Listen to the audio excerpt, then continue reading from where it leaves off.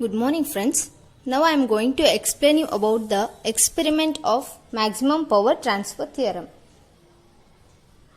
Maximum power transfer theorem. We have to know the aim of the experiment. What is the aim? We have to verify the maximum power transfer theorem.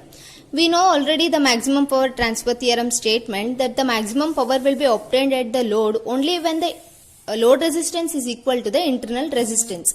That is, Ri should be equal to RL. Now we have to verify this. And what are the apparatus? The apparatus used in this experiment are resistance boxes, battery, plug key, wires and milliammeter.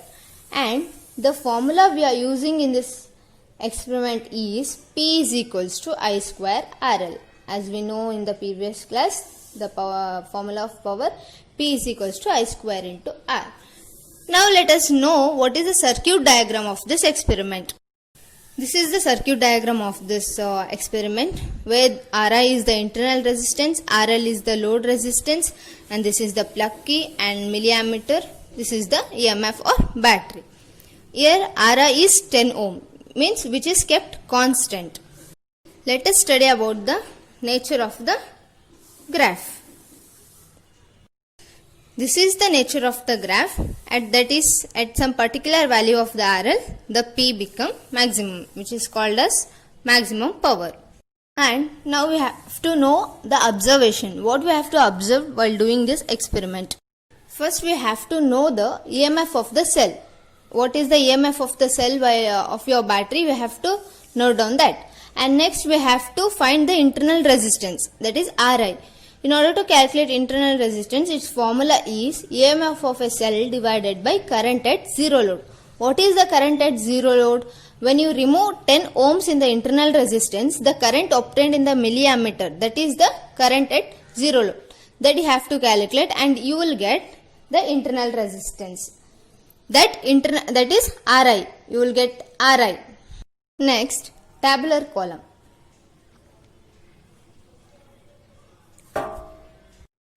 Before going to the tabular column, we have to know the procedure of this experiment.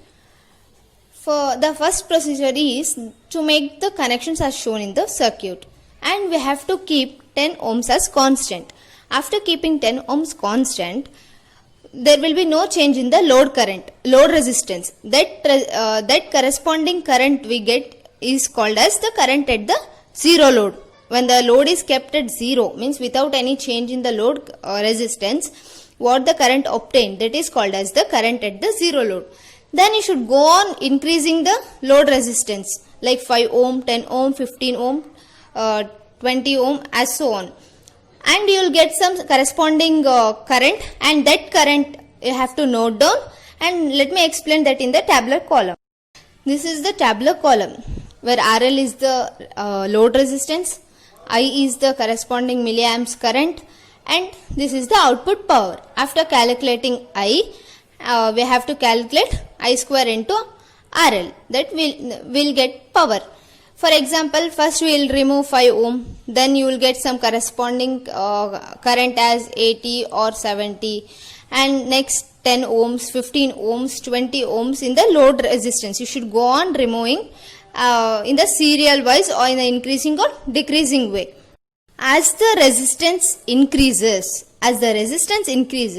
here the current goes on decreases. If it is 80 here, it becomes 70, 50, 40, 30. As the resistance increases, here the current decreases, and you will get some power. And we have to plot the graph, that is power versus RL, load resistance. After plotting the graph, you will get the graph as in this nature. See, the maximum power obtained here to the value of some particular value of RL. This RL value should be nearly or approximately equal to the internal resistance which we have already been calculated before. If it is so, if the RL value is equal to the Ri value or approximately equal to the Ri value, then only we can say that the maximum power transfer theorem has been verified, or else it is not verified. Until and unless we get RL is equals to Ri, the maximum power transfer theorem is not verified. So, when RL is equals to Ri or the internal resistance is equal to the load resistance, the maximum power obtained, then only the maximum power transfer theorem is verified. This is the procedure of this experiment. Thank you.